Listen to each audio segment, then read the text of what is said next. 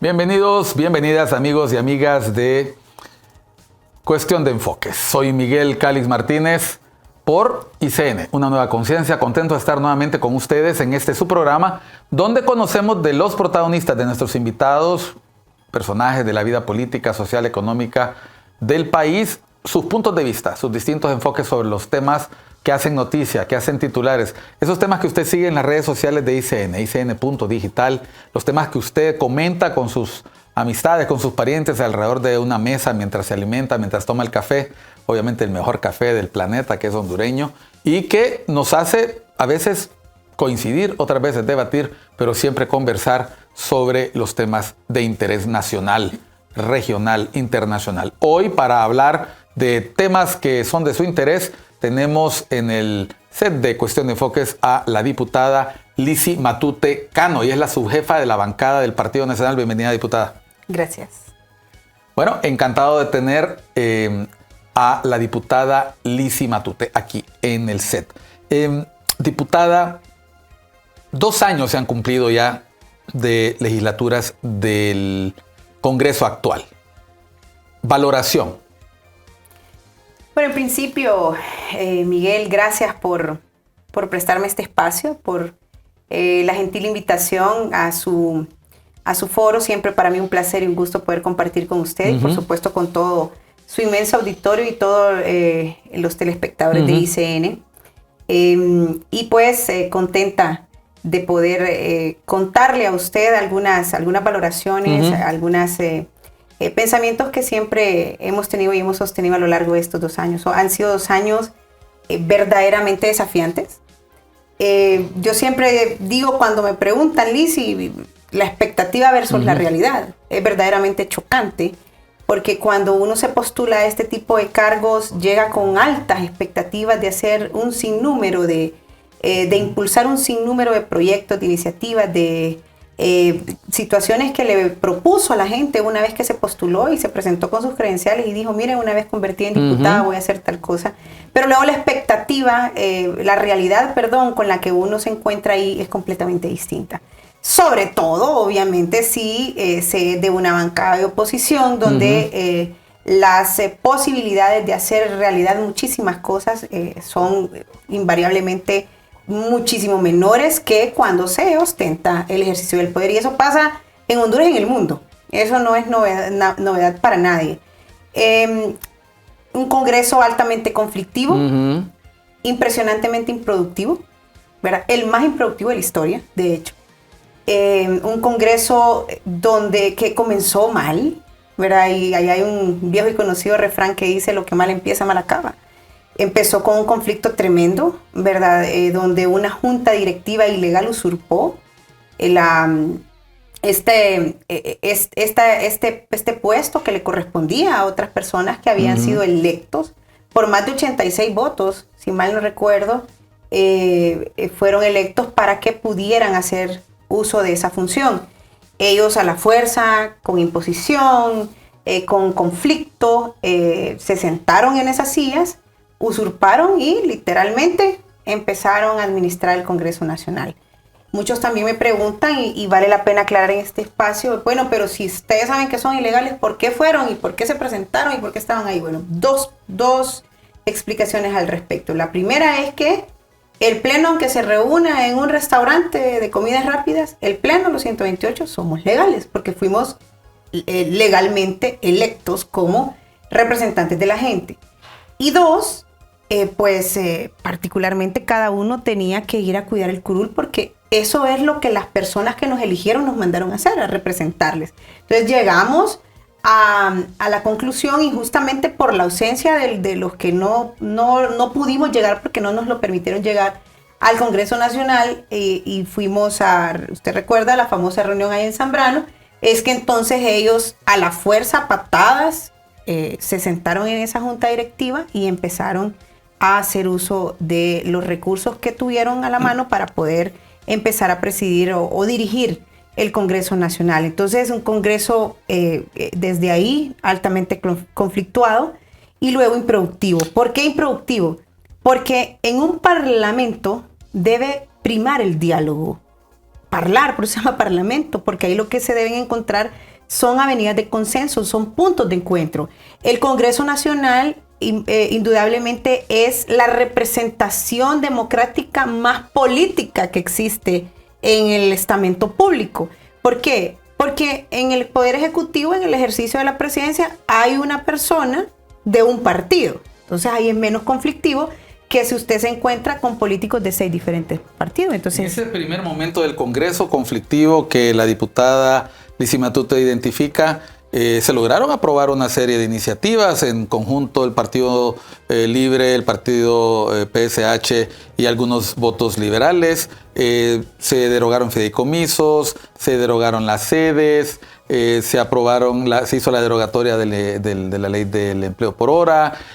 Parecía que se lograba una mayoría simple, constante. Luego incluso llegaron a acuerdos con el Partido Nacional para elegir una Corte Suprema de Justicia. Se pudieron poner de acuerdo. ¿Qué es lo que hace que se rompa ese proceso que había permitido que se pusieran de acuerdo algunas bancadas? No, debo ahí hacer una breve corrección y lo retrotraigo. En el momento que se derogaron las sedes, que se derogó la ley de empleo por hora, que en ese momento nosotros ya estábamos incorporados en el Congreso. Bueno, de hecho la sede fue por unanimidad, que de hecho no se han derogado porque se tiene que aprobarse una segunda legislatura. Y eso no pudo hacerse. Eso no se puede, eso todavía no se ha logrado hacer por eso, por lo que le explicaba, porque no hay diálogo, ¿verdad? Es decir, es muy poco el diálogo, los puntos de encuentro son demasiado no convergentes, entonces eso hace que no pueda existir, que no puedan caminar muchas cosas. Nosotros de inicio votamos a favor de la derogación, pero ya no se ha podido hacer la ratificación en la siguiente legislatura. Eso por un lado. Igual con la ley de empleo por horas, en la que nosotros sí nos opusimos.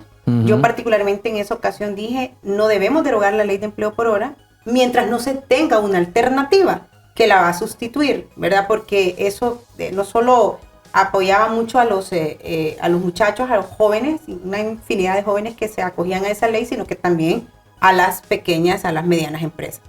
Entonces, para ese momento nosotros ya estábamos incorporados en el Congreso Nacional. Cuando no estábamos fue cuando se derogó cuando se aprobó, el mayor pacto de impunidad en la historia, que tiene hoy a delincuentes que estaban sentenciados, que estaban incluso privados de libertad, que andaban huyendo fuera del país y hoy los tiene pavoneándose en la calle y hasta escoltados por militares hondureños, ¿verdad? Entonces ahí se hizo esa derogación, esa aprobación del pacto de impunidad, ¿verdad? Y muchas otras. Ahí fue cuando se eligió al procurador y al subprocurador general del Estado sin que reunieran los requisitos. Imagínese usted, los representantes legales del país y no reúnen los requisitos para poder ostentar el cargo. Entonces, en ese momento fue cuando se escogió al procurador y al subprocurador general del Estado. Entre otras cosas que en su mayoría son cosas lesivas y son para favorecerse ellos mismos, o sea, para autofavorecerse, no para favorecer al pueblo. Luego nosotros nos incorporamos porque empezamos a ver todos esos atropellos y todas esas situaciones que ocurrían. Y le repito, como se lo dije hace un rato, nosotros estábamos en la obligación de ir y cuidar nuestros curules. Entonces, una vez que empezamos a incorporarnos, entonces ahí fue cuando comenzamos a apoyar algunas iniciativas, como le digo, como la derogación de las sedes, ¿verdad? Y muchas otras más, porque lo que buscábamos era hacer una oposición propositiva, que propusiera, que una oposición constructiva, pero la verdad que en realidad muy poco se puede con ellos. ¿En algún momento ustedes cuestionaron cuando estaban desde el oficialismo en ese tiempo, usted como funcionaria del Poder Ejecutivo, la forma en que se hacía la oposición por parte de Libertad y Refundación en el Congreso Nacional, la interrupción, la famosa insurrección legislativa? ¿Se hubiera imaginado usted alguna vez, diputada, que usted también iba a hacer insurrección legislativa? Nunca, nunca. ¿Por qué ahora sí y antes era malo? Es que no, yo no creo que es bueno. O sea, al margen de que yo, de verdad que no, y a mí me da mucha pena. Y cada vez que puedo le pido disculpas al pueblo hondureño, a los más de 166,000 ciudadanos que me fueron a dar su voto de confianza y me eligieron como diputada, porque es vergonzoso eso. Es triste, es lamentable que los representantes, las madres y los padres de la patria, propiciemos esos espectáculos pero tan... ¿Por qué se perdieron las formas, cree usted? A pesar de que supuestamente estábamos hablando de un nuevo momento, un Congreso del Pueblo, le llama el oficialismo ahora. Yo lo vi llegando a acuerdos para la Corte. Se perdieron las formas, bueno, de hecho creo que muy poco han existido. Porque, nuevamente un refrán, si la cabeza está mal, el resto del cuerpo está mal. Entonces, no hay capacidad. La persona que dirige el Congreso no tiene la capacidad para hacerlo. Entonces, si usted, mire, yo considero que cada quien tiene sus aptitudes. Esta es una cosa, y las aptitudes son cosas con las que nacemos. Y en el Congreso Nacional usted necesita una persona que concilie. Usted necesita una persona que busque que el diálogo sea su principal atributo, que se revista muchas veces de humildad. Una persona me dijo una vez, y es algo que yo repito constantemente porque me gusta mucho esa analogía o ese ejemplo. Si usted llega a una mesa de negociación, usted lleva una mochila y no piense que se va a regresar con la mochila cargada de la misma manera. Usted deja algo y usted da algo. Y de eso se trata el Congreso Nacional. Y no estoy diciendo que es que entonces, que los políticos, es que para que haya prosperidad, para que el país avance, para que el país tenga un mejor futuro, los políticos nos tenemos que poner de acuerdo. Porque en el Congreso Nacional es literalmente donde se destilan todos los temas que tienen que ver con todos los ciudadanos. Ahí se aprueba el presupuesto general de la República y ahí va todo, a la educación de sus hijos y de los hijos de quienes nos están viendo, el tema de salud, el tema de infraestructura. O sea, ahí en realidad tiene que ver con los más de 10 millones de hondureños que vemos dentro y fuera del país. Entonces, para que el país prospere y el país marche por la ruta correcta y el país tenga un futuro prometedor, los políticos inevitablemente nos tenemos que poner de acuerdo, y por eso existe justamente el Congreso Nacional, por eso es el primer poder del Estado, y existe la oposición y el oficialismo para que hayan pesos y contrapesos. Entonces, cuando usted tiene a una persona dirigiendo el primer poder del Estado con el antecedente de cómo inició, que desde ahí pudieron haber sacado 73 votos, pero él sigue siendo ilegal. Y los demás probablemente son legales, y yo particularmente lo tengo en tela de juicio, porque se eligió en una reunión convocada por la Comisión Permanente, que era ilegal, ¿verdad? Pero imaginémonos que tienen los 73 votos y lo pueden elegir en una sesión ordinaria. La Constitución dice que el presidente del Congreso se elige una vez nada más por 4 años. Entonces, la demás junta directiva probablemente puede ser legal, pero él sigue siendo ilegal.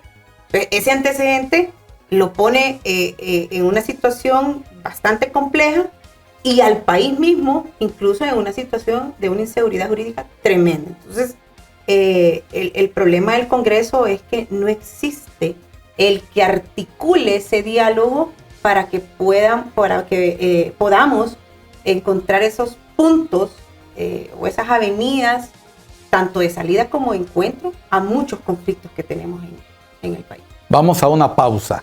La diputada Lizzy Matute Cano nos acaba de mencionar su punto de vista con respecto a la forma en que se dirige el Congreso, la legalidad de quien dirige el Congreso. Eso es un tema que va a acompañar durante los 4 años, sin duda alguna, el caso de la presidencia del Pleno del Congreso.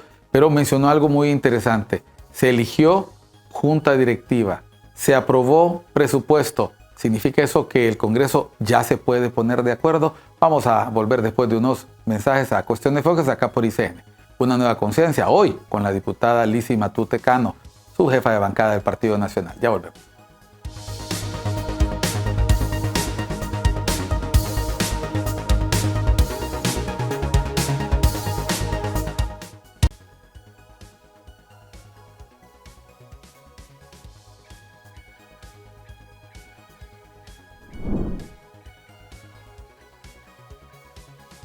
Continuamos en Cuestión de Enfoques, acá por ICN, una nueva conciencia. Hoy con la diputada Lizzy Matute Cano. Ella es su jefa de bancada del Partido Nacional. Estamos hablando sobre el Congreso, estamos hablando sobre situaciones de país, sobre lo que pasa en el Poder Legislativo.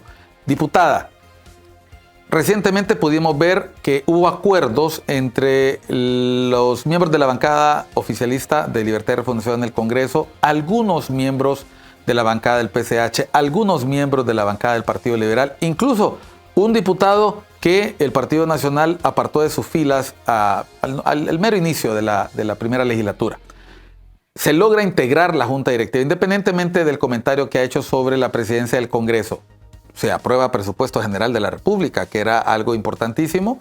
No en los tiempos previstos, pero se logra aprobar un presupuesto y hay otros procedimientos legislativos que van a requerir esa mayoría simple que ya el Partido Libertad y Refundación lució, mostró, presumió, podríamos incluso decir, en este cambio de legislatura.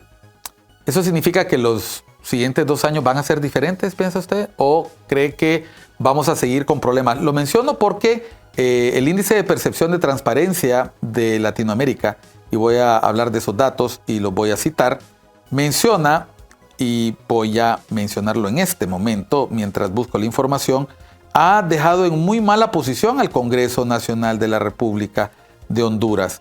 El Congreso Nacional de Honduras se encuentra en la última posición de transparencia de los congresos nacionales. El índice latinoamericano de transparencia legislativa le da 23.59% al Congreso de Honduras de un total de 100. Y cuando quien lo preside, aunque legalmente había sido un promotor enérgico de la transparencia, pero hoy ni siquiera los portales están actualizados. Hoy no hay ningún tipo de información de quiénes reciben la subvención, si hay liquidación, etcétera, etcétera. ¿Verdad? Y por eso le repito, expectativa versus realidad, recuerda. Uh-huh. Mi mamá constantemente me pregunta, pero de verdad ¿cuál es la motivación de ustedes los diputados? Porque los atacan. Pero yo siento que la política tiene que volver a su génesis, que es el servicio. Entonces, el Congreso Nacional, pues, esa exhibición de esa mayoría simple que usted lo decía, en realidad, si usted me pregunta, más que como diputada, como ciudadana, yo espero que sí podamos sacar adelante una enorme mora legislativa que tenemos. Yo espero que sí podamos impulsar temas que le ayudan y le apoyan a la ciudadanía. ¿El Partido Nacional está interesado y dispuesto a participar de algunas de esas iniciativas? Nosotros a diferencia de ellos, que me cuentan, porque es mi primera vez en el Congreso, Miguel, pero a diferencia de ellos, que nunca votaron por nada. Nosotros los hemos apoyado en un sinnúmero de iniciativas, porque es que no se trata de oponerse por oponerse, solo por oponerse. O sea, usted opóngase con argumento, opóngase con fundamento, diga por qué se opone. ¿Por qué nosotros no participamos por ejemplo, ni siquiera de la discusión del presupuesto general de la República?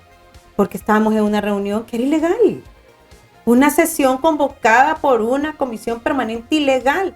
Y creo que a los políticos, y si queremos cambiar la forma de hacer política, y si queremos que nos miren distintos, debe de haber un calificativo importantísimo. Y es la coherencia. La congruencia, porque no podíamos venir y decir, no, fíjese que esa comisión permanente es ilegal y solo vamos a ir a la sesión a cuidar el curul, ¿verdad? Y luego íbamos a salir diciendo, no, es que tuvimos que votar por el presupuesto. No, o sea, uno tiene que ser congruente y coherente. Si el presupuesto se hubiese discutido en las reuniones posteriores a la instalación de la tercera legislatura, nosotros seguro habríamos participado de esa discusión y seguro habríamos apoyado varios capítulos del mismo, ¿verdad? Porque sabemos que son iniciativas que benefician la misma población que incluso nos dio el voto a nosotros. Uh-huh. Si van a construir una carretera por un municipio, yo presenté, por ejemplo, la iniciativa de que pudieran hacer la construcción de los 13 kilómetros del acceso del desvío de la calle principal al municipio de San Ignacio. Son 13 kilómetros nada más. Es absolutamente realizable. Uh-huh. Entonces, sí va a beneficiar, y esa calle va a beneficiar a pobladores nacionalistas, a pobladores de Libre, a pobladores liberales, a los que no tienen ningún partido. Va a impulsar el desarrollo del municipio, va a impulsar el ¿cómo se llama? El turismo, y etcétera, etcétera, ¿verdad? Entonces, nosotros podemos aprobar y apoyar un sinnúmero de iniciativas y un sinnúmero de proyectos que benefician a la gente. necesitamos una nueva ley de empleo por hora. O sea, tenemos, le repito, una mora legislativa tremenda. Por eso les decía, este es el Congreso más improductivo. Y fíjese que lo escribí en mis redes sociales y me dice una persona, pero entonces te metes vos ahí porque vos sos parte del Congreso. Sí, lastimosamente soy parte del Congreso, me tocó ser parte del Congreso más improductivo de la historia, pero tengo la salvaguarda de que nosotros no manejamos la agenda. Entonces, quien pone los puntos y lo que se va a tratar en una sesión son las personas que hoy dirigen el Congreso Nacional. Nosotros a veces tenemos que casi rogar que nos permitan presentar un proyecto. Y después nos sacan las instituciones reprobados porque no presentamos una iniciativa de ley y difícilmente se dan los espacios para que se presenten esos proyectos. Tenemos algunos datos de la productividad del Congreso que le pido a producción, fueron los últimos. En el año 2022 sabemos que fue un año en que el Congreso pudo sesionar, pudo tener bastante actividad. En el 2023 la actividad decayó prácticamente 5 meses sin y estos sesionar. Son los datos de productividad, según análisis que se han hecho con datos que provienen de Cielo. En el primer semestre se presentaron 478 proyectos de ley, en el segundo semestre 451 proyectos de ley. ¿Eso en el 2023? En el 2022. Y la cuota, 451 proyectos presentados, 90 aprobados para un 20%. Primer año. Y de esos 90 aprobados, el 90% de esos son del Poder Ejecutivo. Además, somos una oficina de trámite del Poder Ejecutivo. Es diferente a como era antes. Lo pregunto porque era algo muy parecido. El declive en la confianza del Congreso Nacional no inicia ahora. Venía en una curva descendente, tenemos gráficos que lo muestran. Es la primera participación como diputada. Y en esa primera participación como diputada, ¿usted se imaginaba que iba a haber más debate, que iba a haber más trabajo en comisiones? O sea, yo nunca me imaginé que tenía que estar debatiendo con un pito, con un silbato. Honestamente se lo digo. Y yo le repito, a mí me da pena. Pero entonces, ¿por qué lo hace? Porque no hay manera, Miguel. Si no lo hacíamos de esa forma, dicho en lenguaje coloquial, no nos paran bola. Con la ley de justicia tributaria han tenido oportunidad, con el presupuesto han tenido oportunidad de debatir, de dialogar, de conversar. En los pasados presupuestos sí. De hecho, participamos de la discusión, dábamos nuestras valoraciones, entregábamos lo que nosotros queríamos que se le incluyera y votamos en contra de lo que estábamos en contra y a favor de lo que estábamos a favor. Yo misma era parte, ya me sacaron porque son bastante intolerantes también de la Comisión de Género y eso que en realidad a lo interno de la Comisión de Género jamás nos faltamos el respeto ni nada, pero yo daba mis puntos de vista y a la razón de que un momento, usted estaba en la Comisión de Género y ya no está en la Comisión de Género. Me sacaron. Es arbitrariedad, pero también es una atribución que la ley orgánica se le otorga al presidente. O sea, fue removida, pero fue removida ¿por qué? Porque... Bueno, yo tengo... ¿Hay alguna razón? Sí, yo me imagino que a quien preside la comisión no le gustaba la forma en la que yo le argumentaba, pues. Pero los miembros de la Comisión de Género son en su totalidad mujeres. Creo que sí, sin temor a equivocarme, creo que todas éramos mujeres. Y yo argumenté muchas cosas de lo que pasaban ahí. Una vez salió públicamente diciendo que la Comisión de Género emitía esta opinión y yo salí y le dije, no es cierto, yo soy parte de la Comisión de Género y no lo comparto. ¿Pero por qué voy a compartirlo? Si era una determinación que de verdad yo no estaba de acuerdo. Entonces me imagino que ese tipo de situaciones no le gustaron y entonces de repente se hizo la reestructuración de las comisiones y a mí me quitaron. Entonces solamente me dejaron, pero saben, dos. Era en la Comisión de Género y estaba en la Comisión de Familia, Adolescencia, Juventud y Familia. Uh-huh. Y Niñez, y ahora pues ya solo me quedé en esa. Era que la preside una diputada libre, la abogada Luz Angélica Smith, pero es completamente diferente esa comisión. En esa comisión sí llegamos a debatir, a exponer. Ella es prosecretaria del Congreso. Es secretaria, es la segunda secretaria. La segunda secretaria. Sí, es la segunda secretaria. Entonces, y en la otra le repito, tampoco puedo yo decirle que es que teníamos, no, para nada, pero sí. Yo les daba mis particulares opiniones y luego entonces me sacaron. Entonces, pero esa es una atribución que la tiene y que creo que se tiene que reformar en la ley orgánica. Como su jefa de bancada, diputada Lizzy, como su jefa de bancada, nosotros sabemos que todos los martes los jefes de bancada tienen que reunirse con la presidencia del Congreso. ¿Siguen activas esas reuniones? ¿Acuden también los subjefes cuando es necesario? ¿Cómo está funcionando? Porque sabemos que el Congreso se ha vuelto a sesionar después de esa pausa larga, ¿es fácil, es complicado o sencillamente es más de lo mismo? Fíjese que sí entiendo que se hacen las sesiones de jefes de bancada. A mí particularmente me ha tocado sustituir o representar más bien al jefe de nuestra bancada en varias ocasiones, en reiteradas ocasiones.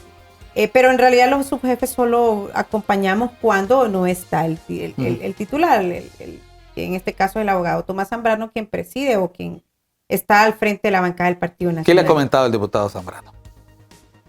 ¿Sobre las sesiones de jefatura de bancada? No, en realidad, porque como le repito, yo he tenido la oportunidad de estar, ahí no se debaten temas álgidos, por lo menos no en las que yo he estado, y bueno, luego cuando Tomás llega a la sesión de bancada y nos informa, tampoco, o sea, no, se discute la agenda. ¿Se sabe que se va a discutir este año, por ejemplo, o en este primer semestre?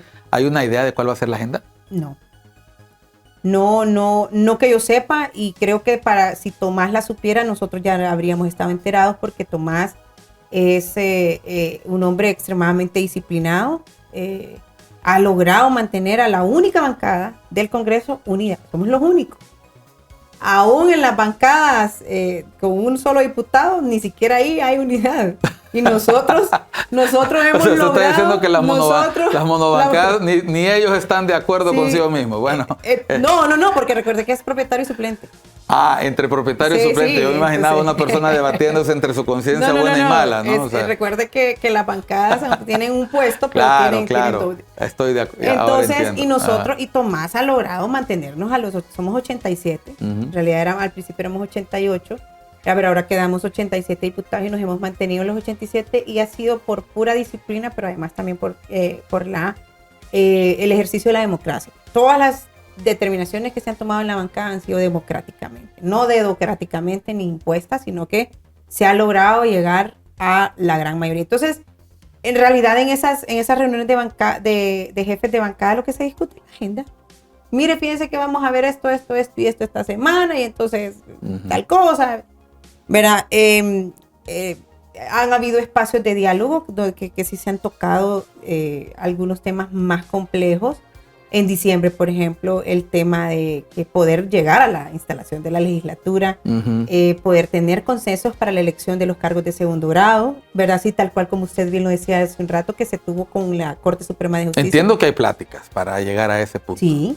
Y van bastante avanzadas, tengo entendido. Sí, es cierto. Se han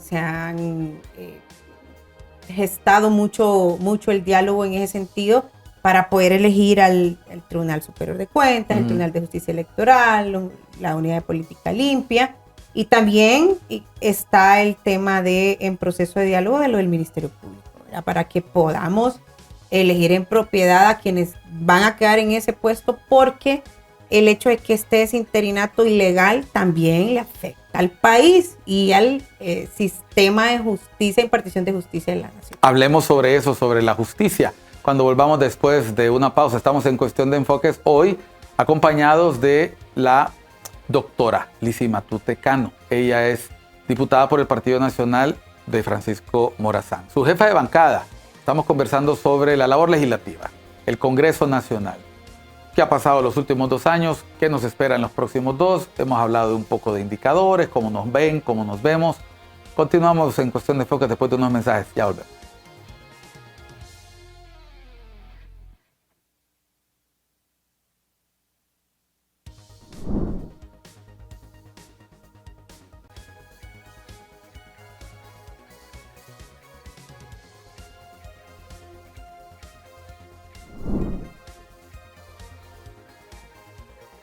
Continuamos en Cuestión de Enfoques, acá por ICN, una nueva conciencia. Estamos en amena conversación con la diputada Lizy Matute Cano, su jefa de bancada del Partido Nacional. Partido Nacional.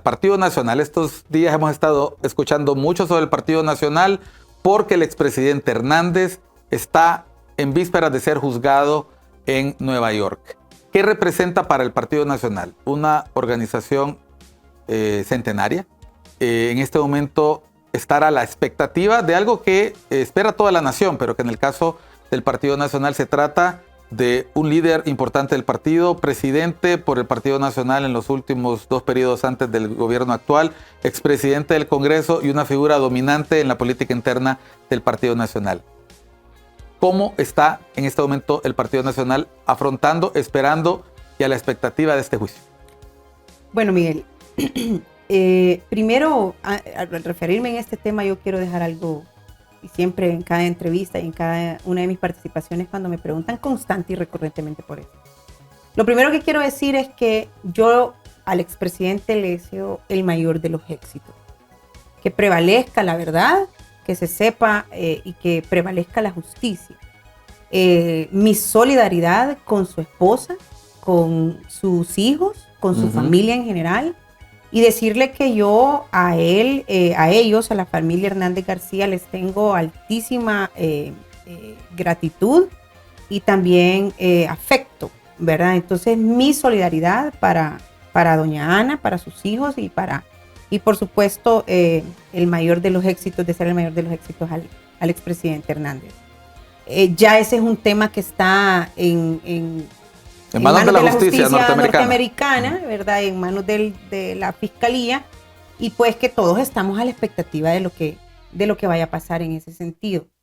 Y con relación al Partido Nacional, decirle que el futuro inmediato, a corto, mediano y a largo plazo del partido no depende de lo que pase en el juicio. ¿Por qué no depende de lo que pase en el juicio? Porque simple y sencillamente, usted ya lo decía, estamos a punto de cumplir 122 años de existencia. Un partido que le ha dejado muchísimo al país, un partido que ha dejado grandes logros, legados, y un partido de más de 1.3 millones de personas. Un partido de más de 1.3 millones de personas que el 99.9% de ese conglomerado de personas somos personas luchadoras, somos personas honestas, somos personas que queremos lo mejor para nuestro país, somos personas que queremos de heredarles a nuestros hijos y a los hijos de nuestros hijos lo mejor para que tengan un mejor país en que vivir.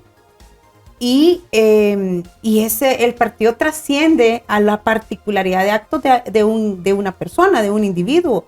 Si Lisi, y me voy a poner yo de ejemplo, comete un error, si Lisi comete un acto indebido, si Lisi comete algo que está mal, es Lisi, no es el partido.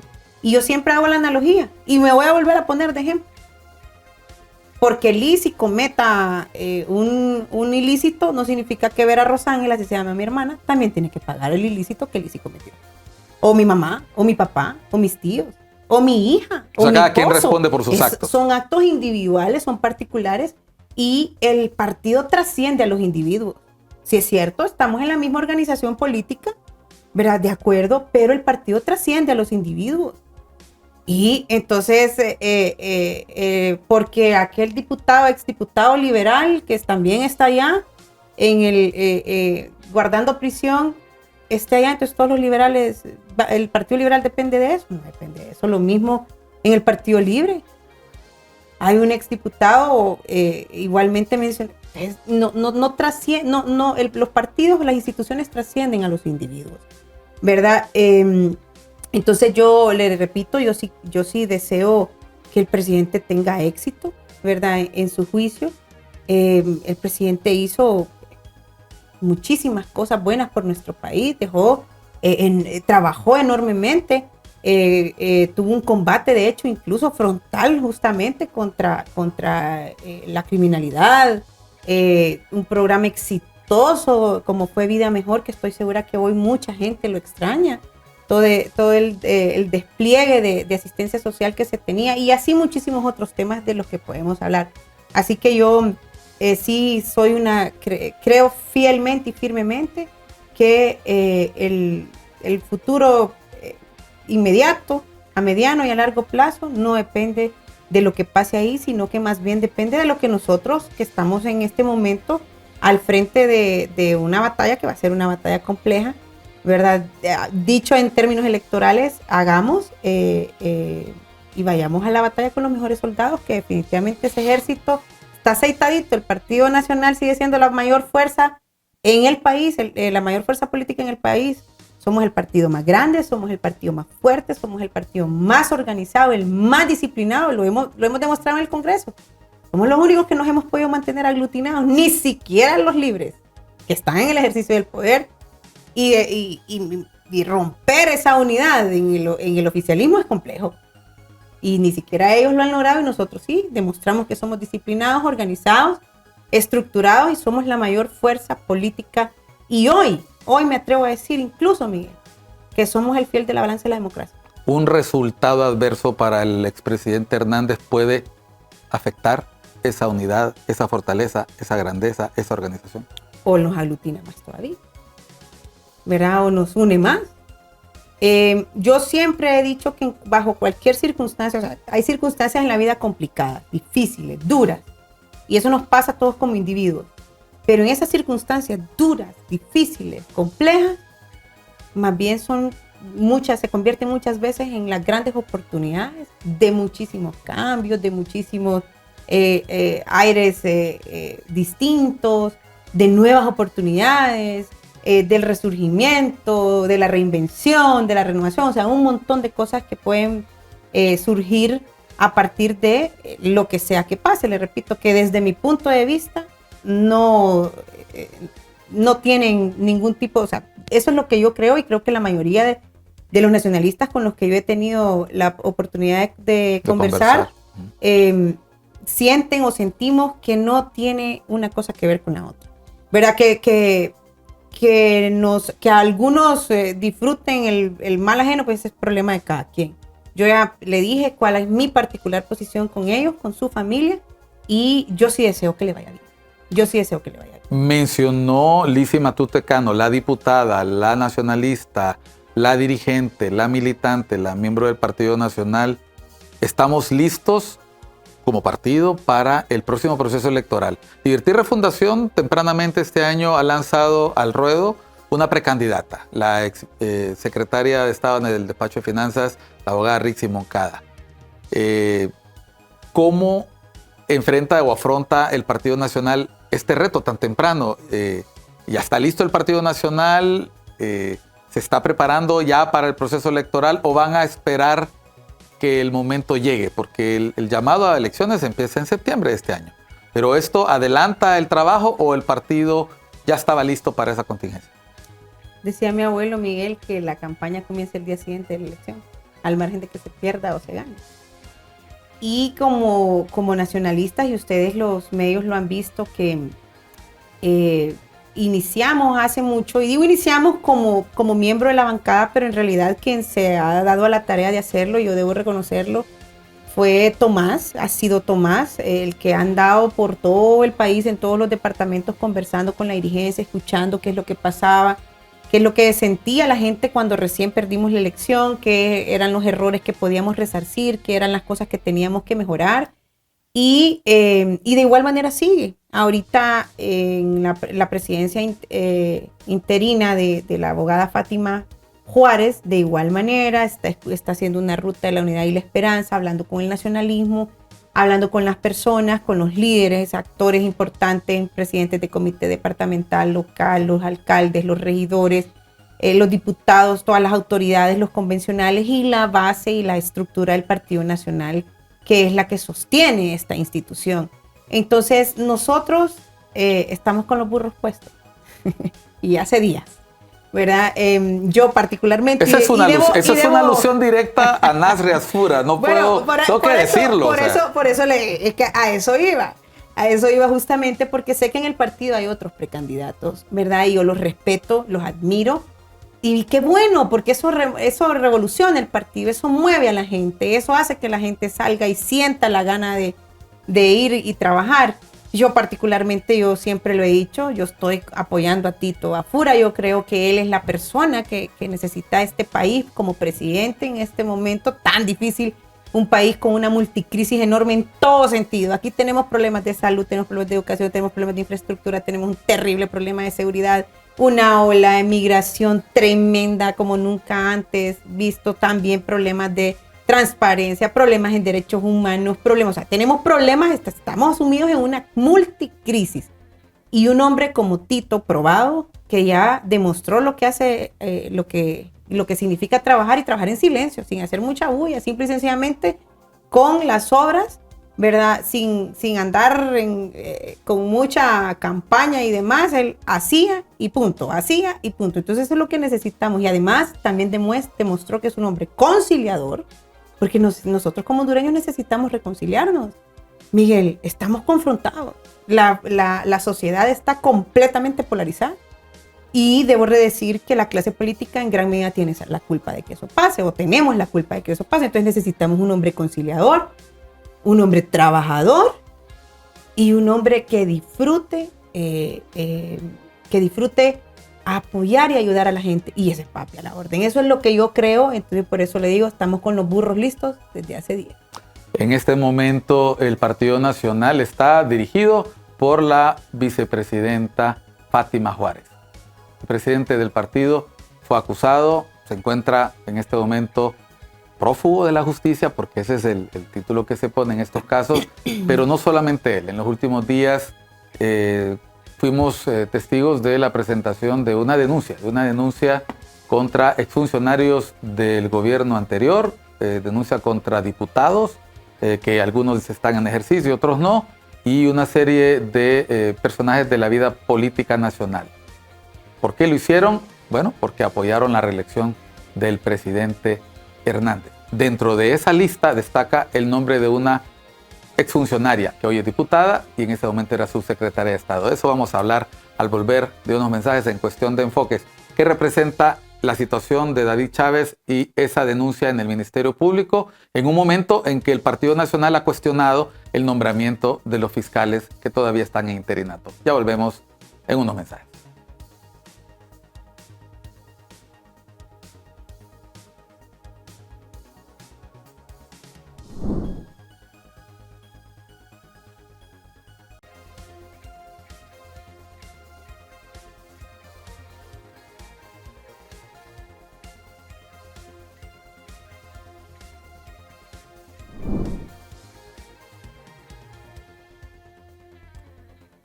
Amigos y amigas, continuamos en Cuestión de Enfoque. Vamos al último segmento. Estamos con la diputada Lizzy Matute Cano, su jefa de bancada del Partido Nacional, diputada por Francisco Morazán. Hemos hablado del Congreso, hemos hablado del Partido Nacional y en el último bloque hablamos de Nasri Asfura. Nasri Asfura, la alusión a los burros puestos, me queda muy claro, Lizzy lo dice, la diputada Lizzy lo dice. Ella apoya en este momento sería la precandidatura, porque aunque haya sido candidato la vez pasada, es un precandidato, todavía no se ha anunciado, pero el Partido Nacional ha estado, dice, organizándose activo desde el primer día después de la elección. Han estado activos en el Congreso, han procurado hacer frente como oposición ahora, después de ser oficialismo durante largos 12 años, acostumbrándose a esa nueva faceta. Pero también se han tenido que acostumbrar a otra, y es que su presidente, el presidente del Comité Central del Partido Nacional, en este momento se encuentra prófugo de la justicia, porque hay una orden de aprehensión contra él por un caso mientras él estuvo dirigiendo el Instituto Nacional de Formación Profesional.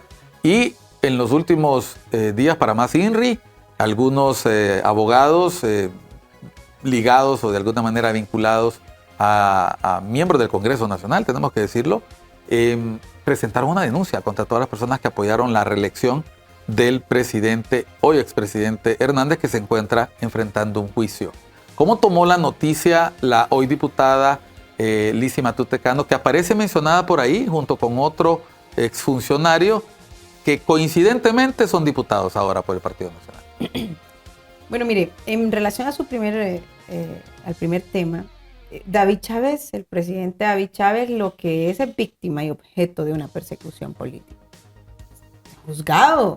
Era un caso cerrado, era un caso que tenía resolución de la Sala de lo Constitucional de la Corte Suprema de Justicia.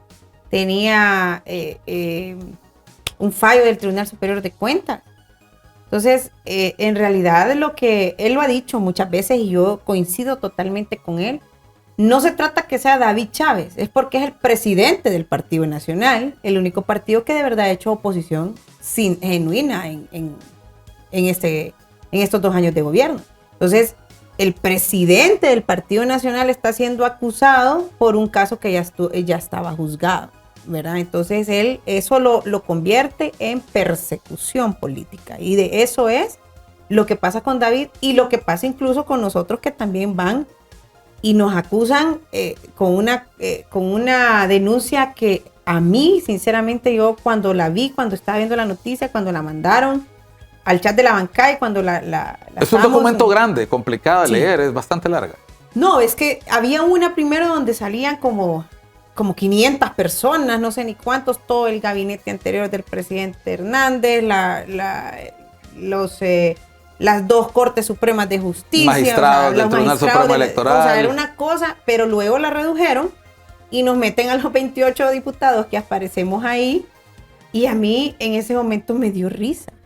Le digo honestamente, porque dije yo, qué poco que hacer tienen en ese Congreso Nacional para estar ideando estas cosas. Imagínese usted que yo, en el tiempo incluso de la reelección, licenciado Calix, ni siquiera era subsecretaria de Estado, porque la reelección fue en el 2017 y a mí me juramentan en el 2018. Sí, en el 2018, en febrero del 2018. Yo participé como candidata a diputada y era de hecho gobernadora política del departamento de Francisco Morazán y renuncié a la gobernación el 11 de febrero del 2017. Me sometí al proceso electoral en el cual no quedé electa, ¿verdad? Y en el 2018 me juramentan como subsecretaria de Estado. O sea, lo que usted está diciendo es que... Yo era una ciudadana común. Está diciendo que no hubo cuidado en identificar el momento, el lugar, los tiempos. Le estoy contando mi caso. Solo el caso de Lisi. El caso de Lisi. Pero es que es absurdo que salgan los diputados solo porque eran diputados en ese momento. Cuénteme algo. ¿Y acaso Luis Redondo no salió electo en esa elección? ¿Y por qué participó en una reelección que era ilegal y él la legitimó con su participación? A ver, ¿por qué el señor que fue a presentar esa denuncia no pone a Luis Redondo? ¿Y no recuerda usted que la hoy presidenta Xiomara Castro de Zelaya era designada presidencial? Iba en la planilla de Salvador Nasralla.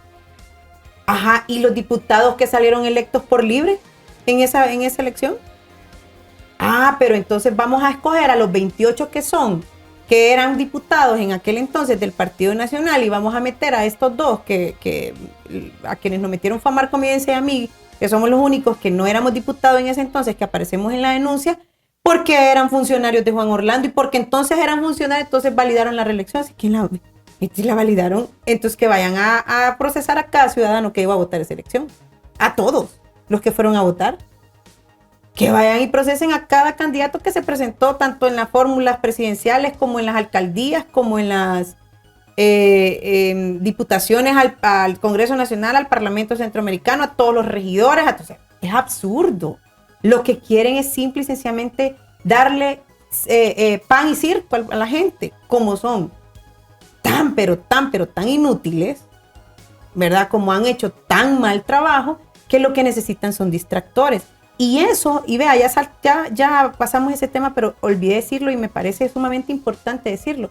Ese tema del juicio también lo utilizan como un distractor, ¿verdad? Para poder escabuir su falta de resultados, su inoperancia, porque la gente tenía una alta expectativa. Entonces hoy utilizan todos estos temas, todas estas cosas simple y llanamente para poder distraer de la falta de resultados que tienen como gobierno, ¿verdad? Hoy quieren como ya le hice mención de muchas, pero no hay medicinas en los hospitales.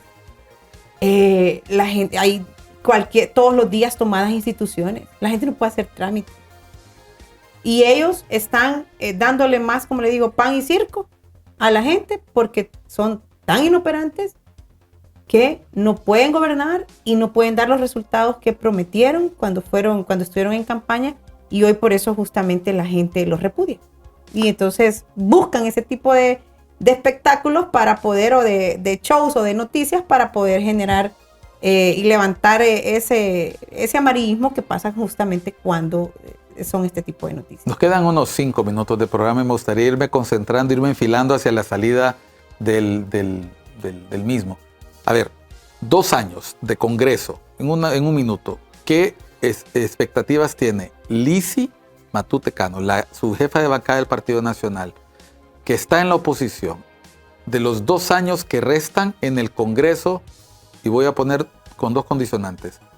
A las puertas de un nuevo proceso electoral y con la posibilidad de que haya acuerdos entre miembros del Partido Liberal, PSH y Libertario Fundación para lograr la mayoría simple. Yo creo que la mayoría simple la tienen ya. Eso ya yo debo reconocerlo. Eso es casi un hecho. La ley de justicia tributaria seguramente se va a poder aprobar. Entiendo que el Partido Liberal tiene una contrapropuesta, entonces probablemente ahí sí vaya a haber un debate, ¿verdad? Pero lo hemos podido ver. La mayoría simple, y eso yo no lo puedo negar, o no puedo ocultar el sol con un dedo. La mayoría simple la tienen ya, donde puede haber un tanto de...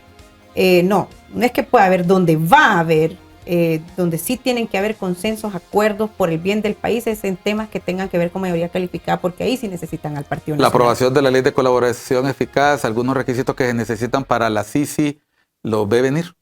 No, yo siempre lo dije. La Sisi no se va a instalar porque no tienen ningún tipo de...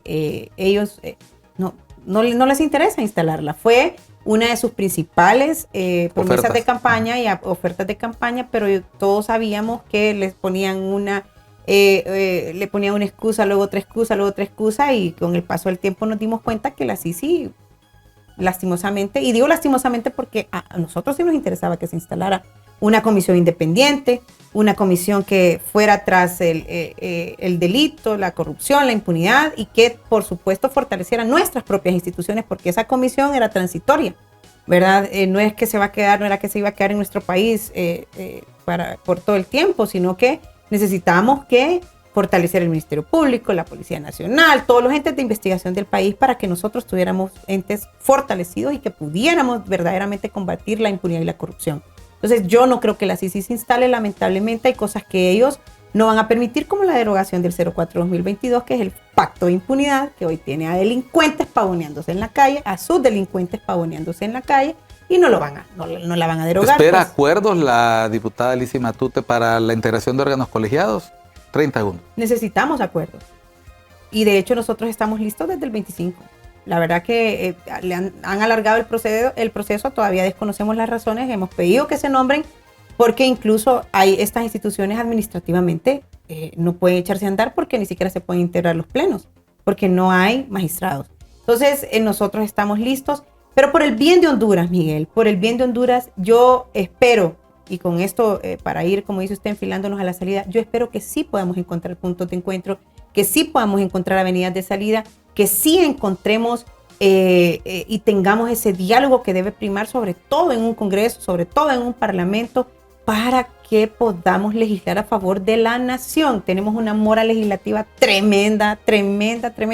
Ayer me llegó la buena noticia y lo comparto. Ajá. La primera iniciativa de ley de las más de 25 que he presentado, que se turna a comisión de dictamen. Imagínese usted. La primera en 2 años. ¿De qué trata? Es la ley de casas, refugio, albergues para mujeres víctimas de la violencia. Una muy buena noticia. Sí, se turnó a comisión de dictamen. La turnan justamente a la Comisión de Niñez, Adolescencia y Familia, donde estoy. Yo no puedo ser parte del debate porque soy la proyectista. Uh-huh. Es una ley que no es de mi autoría, pero es una ley que va a ayudar tremendamente a la reducción de violencia doméstica e incluso de femicidios, ¿verdad? Porque es una posibilidad de salida para que la mujer salga de ese círculo violento, se aleje de su agresor y se pueda ir a un lugar seguro, ella y sus hijos menores de 18 años. Entonces, es la primera, Miguel, en 2 años que turnan a comisión de dictamen. Ni siquiera es que la han puesto en agenda, no es que está para discutirse en el pleno, porque se tiene que, obviamente, hacer el dictamen, ¿verdad?, para poderla discutir en el pleno. Pero imagínese usted en qué condiciones estamos. Entonces yo espero que por el bienestar del pueblo hondureño, para que ese tipo o para que iniciativas como esas se aprueben y apoyen y ayuden a la gente, podamos encontrar esos puntos y esas avenidas de encuentro. Mejor línea para cerrar no encuentro, es más como una propuesta esperanzadora. Al final son proyectos de ley y lo que uno espera que el Congreso Nacional legisle, como lo dice su lema, para el pueblo, porque al final son la representación de la ciudadanía. La gente ha confiado en ellos, en ellas como representantes populares, y si el Congreso no logra superar esa curva descendente de confianza, pues la gente al final termina primero no apreciando las instituciones y después eliminándolas o prescindiendo de ellas. Gracias, diputada, muchas gracias.